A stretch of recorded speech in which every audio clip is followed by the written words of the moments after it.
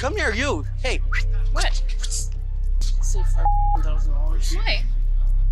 God. Something went very wrong behind the scenes of Storage Wars, and it didn't happen gradually.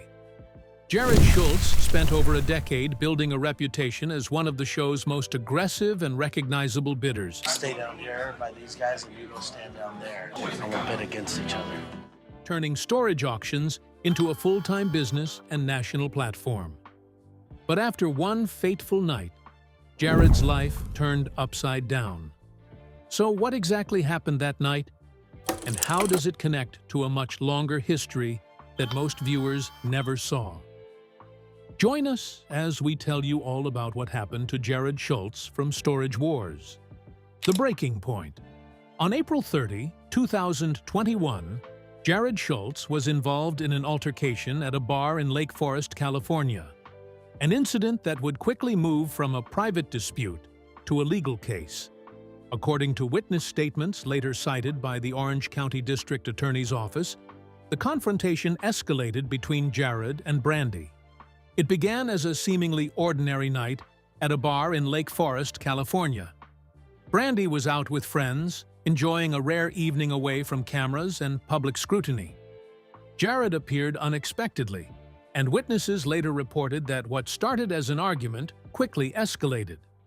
According to the Orange County District Attorney's Office, and corroborated by multiple witnesses, Jarrod allegedly pushed Brandy twice during the confrontation. That was the last straw that set Jarrod on the path to losing everything.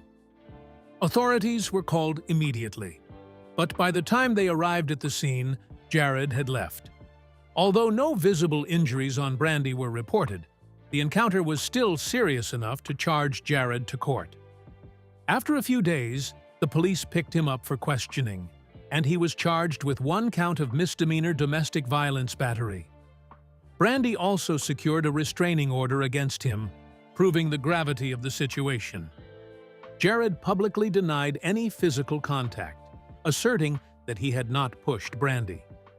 Nevertheless, the district attorney proceeded with formal charges, signaling that witness statements and law enforcement evidence were sufficient to move forward. The incident, though brief, had long-reaching consequences. The timing of the event made it even worse. By 2021, Jarrod and Passante were no longer a couple.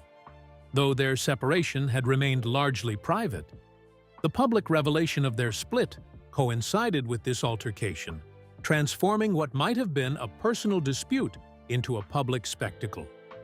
Fans of Storage Wars were shocked. The duo had maintained an image of partnership both on and off screen for years. For viewers, seeing Jarrod arrested in connection with Brandy was almost unimaginable. How could the same man who had shared jokes, bids, and successes with her now be involved in such a confrontation? The legal consequences were immediate. Misdemeanor domestic violence in California carries penalties that can include fines, probation, and potential jail time. The filing of a restraining order further complicated Jarrod's life, limiting his ability to contact or approach Brandy and adding another layer of public scrutiny. For viewers of Storage Wars, Jarrod and Brandy were not just former partners. They were one of the defining duos of the show. And that raises a more important question. Was this an isolated incident, or part of a pattern that had been building long before the cameras were even there? The unraveling of a partnership. In 1999, Jarrod was 22 years old, fresh out of a 16-month prison sentence and working as the sales manager at a carpet cleaning company in Tustin, California. He had a child from a previous relationship, but he was determined to build something legitimate. Then a 19-year-old from Texas walked through the door as a new hire. Her name was Brandy Passante. It was not love at first sight. Brandy has said this clearly over the years. She was not interested in her boss, especially not one with Jarrod's abrasive, fast-talking personality. Mutual friends later admitted they had to tell Jarrod to be nice to Brandy because his natural intensity scared people off. But Jarrod was persistent. The same stubbornness that defined his bidding style, never back down, never let a locker go without a fight. He turned on Brandy, and eventually, she gave in. They started dating quietly. It was complicated, since he was her boss. But by the early 2000s, they had become partners in every sense of the word. Their entry into storage auctions came from pure necessity. After a failed stint in mortgages, Jarrod's aunt, who managed a storage facility, suggested he try buying abandoned lockers. He was skeptical at first, but the first few lockers turned profits, and soon he was hooked. The problem was inventory. He filled their home with so much junk that city officials forced them to open a thrift store, now and then, just to clear out the clutter. That store changed everything. A producer for a new A&E show called Storage Wars was scouting real auctioneers, not actors. They found Jarrod at an actual auction, bidding with the same street-smart aggression he had learned in prison. But when they visited his thrift store and saw Brandy running the counter, they knew they needed her, too. The chemistry was undeniable. The bickering, the banter, the way she rolled her eyes at his big bets. It was television gold. Storage Wars debuted in 2010. Jarrod and Brandy became the show's breakout stars. Viewers loved the young guns, a scrappy couple who fought lockers and each other, but always seemed united underneath. They had 2 children by then, a daughter, Peyton, and a son, Cameron. The show painted them as a family built on hustle and love. They were so popular that A&E gave them a spin-off in 2014, Brandy and Jarrod, Married to the Job. The title was ironic. They were never actually married. A planned wedding, reportedly documented for the show, never took place. But the audience didn't know that. To millions of viewers, Jarrod and Brandy were the heart of Storage Wars. Behind the cameras, however, something was cracking. By 2018, the pressures had become unbearable. Constant filming, running a business together, raising 2 children, one with significant medical needs. And the fights, Brandy later described them as rock star fights that were exhausting to recover from. The public saw laughter and clever quips. The private reality was 2 people who could barely stand to be in the same room when the cameras stopped rolling. They split in 2018, quietly, secretly. For 2 more years, they continued filming Storage Wars together. They held hands at auctions. They traded insults with Dave Hester. They played the loving couple for the cameras while living separate lives off-screen. It was a performance worthy of Hollywood, except there was no script. The secret finally broke in 2020. Brandy gave an interview where she casually described herself as a single mom. Fans were confused. Then came the damning detail. When asked about Jarrod's involvement with the kids, she said, "I did a lot of it on my own anyway. It's the scary dad voice in the background that we're missing." The message was clear. Their partnership had been hollow for years. The public was heartbroken. But for a split that had already lasted over 2 years, it seemed like an amicable, if sad, ending. But after the domestic violence incident at the Lake Forest bar, any remaining chance of professional civility ended. The network, already wary of Jarrod's legal history, now had a clear reason to distance itself. What was Jarrod's legal history? And what happened next to his career? A history of collisions. Jarrod Schulz was born in Long Beach, California, to a middle-class family. On paper, things seemed normal. He had a younger brother, Brandon. He attended Long Beach Wilson High School, where he excelled in track and football, strong, fast, and competitive even then. Teammates remembered him as driven. But outside the stadium lights, his home life was unraveling. His parents divorced when Jarrod was still young. The split hit the family finances hard. According to later interviews and public records, the divorce created what Jarrod described as a dire financial situation at home. Money that should have gone to college or starting a life went to keeping the lights on. Jarrod watched his mother struggle, and something in him began to shift. After high school, he enrolled at Golden West College in Huntington Beach to study business management. It was a practical choice. He understood early that money mattered, and that he didn't have enough of it. But college wasn't enough to escape the pressure at home, so he dropped out and went to work. His first jobs were unglamorous but honest. A sales associate at a carpet store, a maintenance man at a mobile home park. Eventually, a manager at a carpet cleaning company. He was grinding, learning the value of $1 the hard way. But by his late teens, the honest path wasn't moving fast enough. Sometime in the mid-90s, Jarrod began dealing illegal substances, methamphetamine specifically. He wasn't a kingpin. He was a young man from a broken home in Southern California who saw a faster route to cash and took it. The law caught up with him on January 27, 1997. He was arrested on felony charges, possession of a controlled substance, and transportation of narcotics. Police seized illegal drugs during the operation. The charges were serious, and he served an initial 60 days. But that wasn't the end. Weeks after his release, Jarrod was arrested again, this time for transporting narcotics and a DUI. The judge had seen enough. He sentenced Jarrod to 16 months in a California state prison. Prison changed him. Not because he found religion or made grand promises, because he saw exactly where his path was heading. Years later, in rare interviews, Jarrod Schulz admitted that living alongside the hardened and dangerous criminals made him realize he was going down the same path. It was a cold, hard look at a future he didn't actually want. He walked out, determined to build something legitimate. That determination eventually led to storage auctions, to brandy, and to television.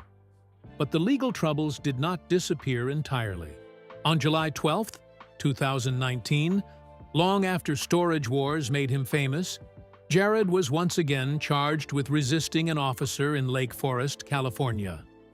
Court records and outlets such as Starcasm confirmed the incident involved multiple law enforcement officers and resulted in a misdemeanor charge. Resisting arrest carries potential consequences ranging from fines to jail time. Even with cameras rolling, even with a second chance, Jarrod still seemed to have a problem with authority. Other incidents peppered his timeline, including multiple DUI arrests in California. Precise dates are partially obscured by time and limited public records, but taken together, these incidents form a clear through line. Jarrod repeatedly found himself at odds with the law, both before fame and long after it began. So when Jarrod was charged with that domestic violence in 2021, it wasn't just a bad night, it was the latest chapter in a 40-year pattern. And it causes one to wonder how a man with such a turbulent history climbed his way onto one of the most watched reality shows on television. The Fraud of the Find. Long before the legal issues in his personal life became public, Jarrod Schulz had already built a reputation within the storage auction industry as a consistent and aggressive bidder. By the early 2000s, he and Brandy Passante were active participants in the Southern California auction circuit, developing a business model based on buying undervalued storage units and reselling their contents for profit. This wasn't a side activity. It was their primary source of income and the foundation for what would later become their television presence. That foundation expanded when they opened the Now and Then thrift store in Orange County, a retail extension of their auction finds. The store gave them a physical business, regular customers, and a way to convert unpredictable auction wins into steady revenue. It also raised the stakes. Their success was no longer tied to occasional profits, but to maintaining a consistent pipeline of valuable inventory. When Storage Wars premiered in 2010, Jarrod's existing experience translated directly to the screen. His bidding style, fast, assertive, and often high-risk, made him one of the most recognizable figures on the show. That visibility didn't just increase his earnings, it reinforced his credibility. Viewers believed they were watching someone who could evaluate a locker in seconds and consistently make profitable decisions. But that credibility came under direct attack in 2012.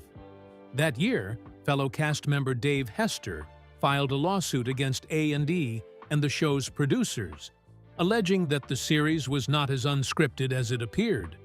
Among the most serious claims was that certain storage units were salted, meaning producers allegedly placed valuable items inside lockers to ensure dramatic and profitable outcomes on camera. The lawsuit also claimed that cast members were, at times, informed about the contents of units in advance or guided toward specific purchases. Jarrod was not individually accused of orchestrating or benefiting from these practices. However, the implications of the lawsuit extended to every major bidder on the show, including him. Because if the outcomes were influenced behind the scenes, then his on-screen success could no longer be taken at face value. The case was eventually resolved in 2013 through an out-of-court settlement, and A&E avoided a prolonged legal battle. The specific terms were not publicly disclosed, and the show continued production without major structural changes. But the allegations did not disappear. They remained part of the show, raising ongoing questions about authenticity and leaving viewers to decide for themselves how much of what they watched reflected real skill versus produced entertainment. For Jarrod, that uncertainty introduced a different kind of pressure. His reputation was no longer based solely on what he did. It was now tied to whether people believed it was real. And once that doubt exists, it doesn't stay contained to one moment. It follows everything that comes after. The final bid. The day the latest season of Storage Wars dropped, fans noticed something unusual. Jarrod Schulz was nowhere in the opening credits. Social media buzzed instantly. Viewers were stunned. Where had he gone? The absence was more than a missing credit. Longtime viewers had seen glimpses of his legal struggles in news coverage, but it was only when his name vanished from the cast list that the reality became undeniable. Storage Wars had moved on without him. There was no official statement from A&E. By the time season 13 concluded, the network had likely made a calculated decision. Keeping Jarrod on screen risked alienating fans and advertisers alike. The domestic violence charge, combined with his prior criminal record and the DUI and resisting arrest incidents, made him a liability. In an era where networks increasingly weigh the personal conduct of reality stars, Jarrod's baggage had become too heavy to carry. The moment his name was removed also had professional repercussions beyond television. Schulz and Passante Auctions, the business he had co-managed with Brandy for over a decade, was permanently split. Without their joint presence on the show, the brand lost its public-facing engine. Brandy continued on Storage Wars, maintaining the visibility and credibility of whatever remained. Jarrod retreated entirely from public-facing business ventures. For fans, there was an undeniable sense of loss. Discussion forums are flooded with comparisons between past and present casts. Iconic moments featuring Jarrod, his bids, his calculated risks, and his occasional clashes with Dave Hester were highlighted as proof of his enduring presence in the show's history. Yet amid the nostalgia, the reality remained that Jarrod's absence was permanent. Beyond the headlines and court documents, there remains a more unsettling dimension to Jarrod Schulz's story. For over a decade, Storage Wars presented Jarrod as a lovable hothead, someone whose bark was worse than his bite, whose arguments with Brandy were framed as comic relief rather than warning signs.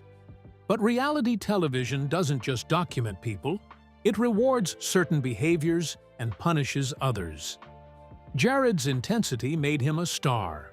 That same intensity, off-camera, contributed to legal trouble, fractured relationships, and eventual exile. The show never asked whether enabling that persona was responsible.